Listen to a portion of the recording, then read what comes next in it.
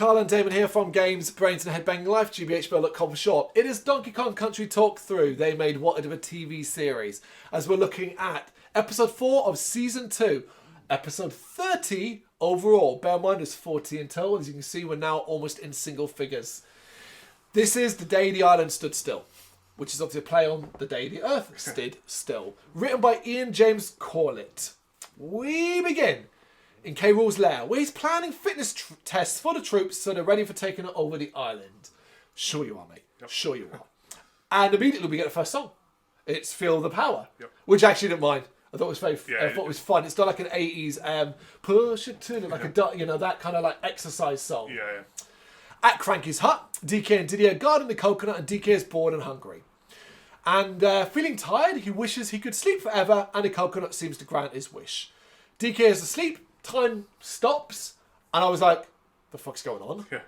Also, what the hell, coconut? What the hell? No, it makes no sense. Why would you do that? Why did you activate? Why did you grant his wish? Right, we've seen wish granting in the past, but you can't take everything literal. But it's supposed to have a certain level, I think, of smartness about it, like it's sentient by how it behaves in other times. That's what you get. You get the impression, but obviously it seems to do whatever it wants, whenever it wants. Yeah, this seems like it was bored and went, I'll fuck with him. Everything stops, except the people, which I thought was odd as well, which is noticed by Bluster and Candy. In the jungle, Cranky has taken a picture of a rare bloom that only lasts for a few seconds as the sun is in the right place. But when it doesn't kind of close, he notices that the sun isn't moving. So he now notices something is wrong. And he arrives back in the hut to find a sleeping DK and a panicking Diddy. While this is going on, we do keep cutting back to K. Rool, who is still forcing Crusher and Club to exercise, even if he is getting bored. He then notices that time hasn't moved and that the sun has stopped. So, like, he's been exercising them because he's been keeping an eye on the time, and he's exhausted them because time hasn't moved. Looking into it and using his always magic spy cameras, he sees DK is asleep in the hut. I wish those cameras would be explained. I really do. Diddy retells the events to Cranky, and Cranky realises the coconut granted DK's wish. So, could you not just wish for DK to be awake, or for the wish to be undone? Does it have to be DK specifically? I wish everything to go back to normal. Yes. Apparently not. Nope. Something that K. Rool is very pleased to hear, though, especially as Cranky doesn't know how to wake him up. Candy arrives and finds out all the details, stopping Diddy from using dynamite to wake him up. We're very Looney Tunes here, don't we? Yeah. And Cranky can't find a spell to help either. They all kick into a rock tune called Wake Up, a song that is shared by K. Rool as he tries to wake up the sleeping Clump and Crusher. Both songs are pretty good in this one, I think, and this is another good one. The lizard manages to wake them up and suggests that he's come up with a plan to get the coconut, informing them of DK's current issues.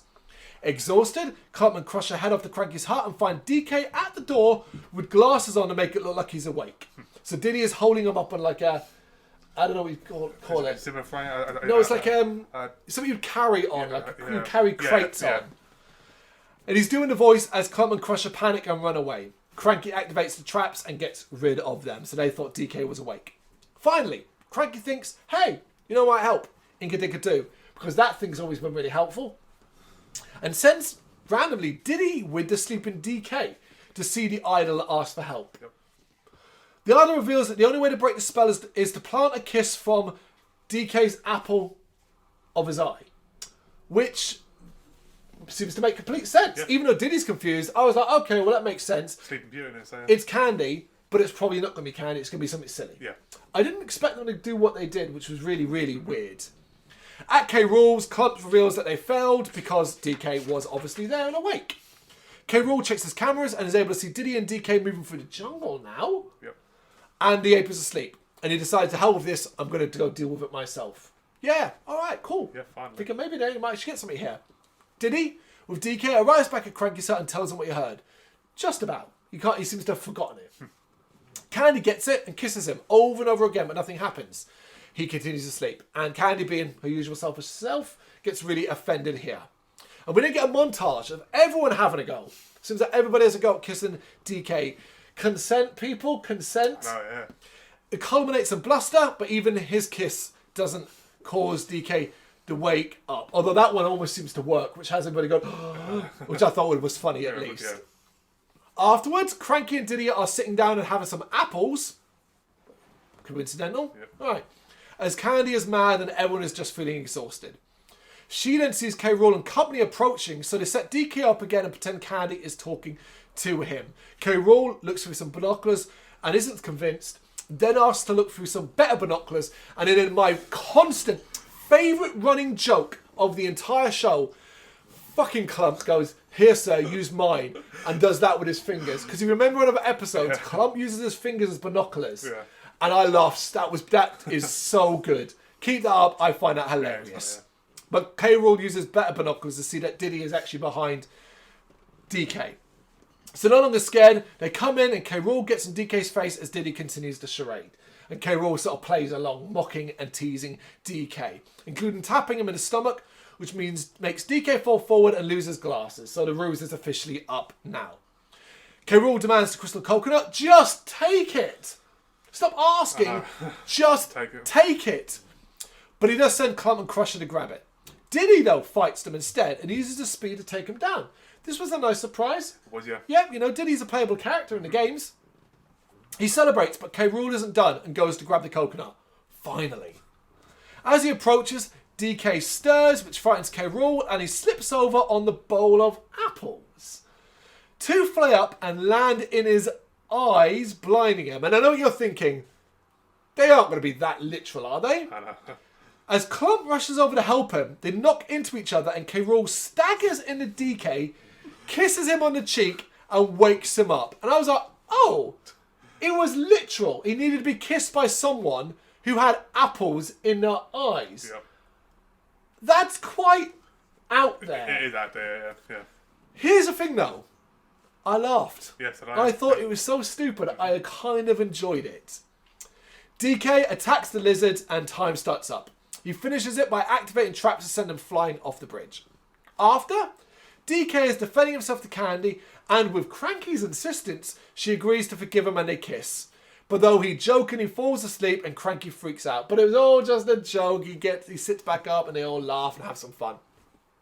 This was a good episode. Yep. I thought this was another strong, different idea that was done well and had some amusing moments in it with a very unusual and wacky resolution.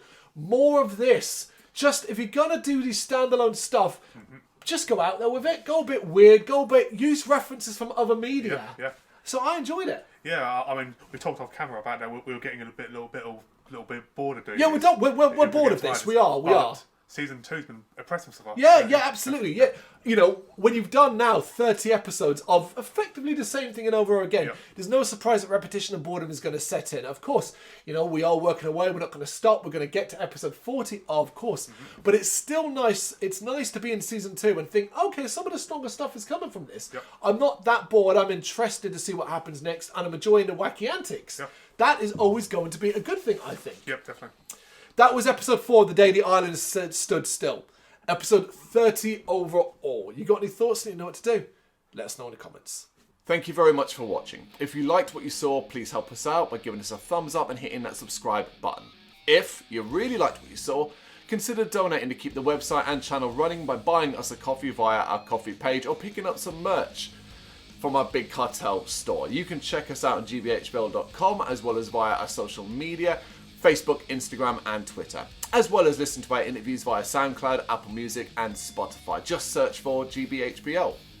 Games, horror and heavy metal. What else is life for?